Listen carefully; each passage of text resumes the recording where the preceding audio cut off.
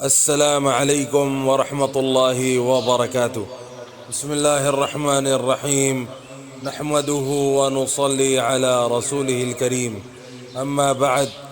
حضرت ابو بکر صدیق رضی اللہ عنہ ہجرت فرما کر تشریف لے جا رہے تھے تو اس خیال سے کہ نامعلوم راستے میں کیا ضرورت پیش ہو کہ حضور اقدس صلی اللہ علیہ وسلم بھی ساتھ تھے، اس لیے کچھ مال اس وقت موجود تھا جس کی مقدار 5000 درہم تھی، وہ سب ساتھ لے گئے۔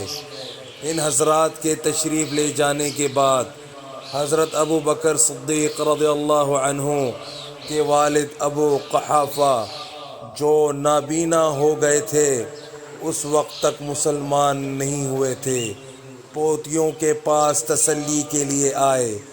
آ کر افسوس سے کہنے لگے کہ میرا خیال ہے کہ ابو بکر نے اپنے جانے کا صدمہ بھی تم کو پہنچایا اور مال بھی شاید سب لے گیا، یہ دوسری مشقت تم پر ڈالی۔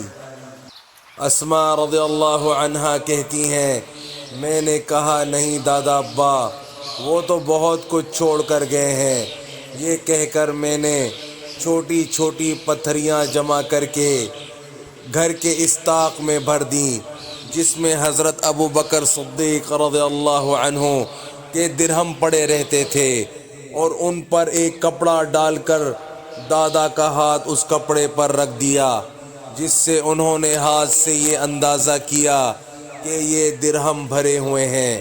کہنے لگے، خیر یہ اس نے اچھا کیا، تمہارا گزارا اس صورت میں ہو جائے گا۔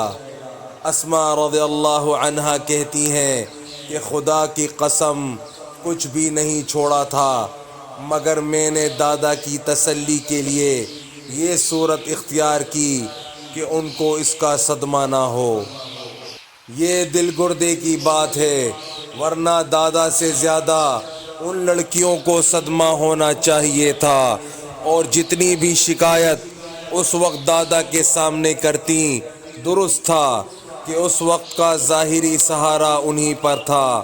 ان کے متوجہ کرنے کی بظاہر بہت ضرورت تھی کہ ایک تو باپ کی جدائی، دوسرے گزاری کی کوئی صورت ظاہر نہیں، پھر مکہ والے عام طور سے دشمن اور بے تعلق، مگر اللہ جل شانہ نے ایک ایک ادا ان سب حضرات کو، مرد ہوں یا عورت، ایسی عطا فرمائی تھی کہ رشک آنے کے سوا اور کچھ بھی نہیں تھا۔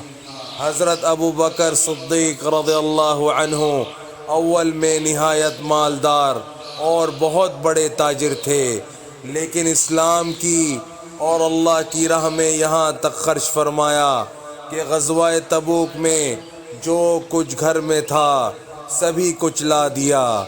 اسی وجہ سے حضور اقدس صلی اللہ علیہ وسلم کا ارشاد ہے کہ مجھے کسی کے مال نے اتنا نفع نہیں پہنچایا جتنا حضرت ابو بکر صدیق رضی اللہ عنہ کے مال نے پہنچایا۔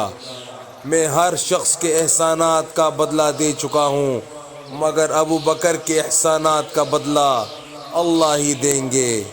بس میرے بھائیوں دوستوں، جو آج ہم نے پڑھا ہے سنا ہے، اللہ پاک ہمیں اسے سمجھنے کی، عمل کرنے کی اور دوسروں تک پہنچانے کی توفیق عطا فرمائے، اور حضور صلی اللہ علیہ وآلہ وسلم کے مبارک طریقوں پر چلنے والا بنائے۔ السلام علیکم ورحمۃ اللہ وبرکاتہ۔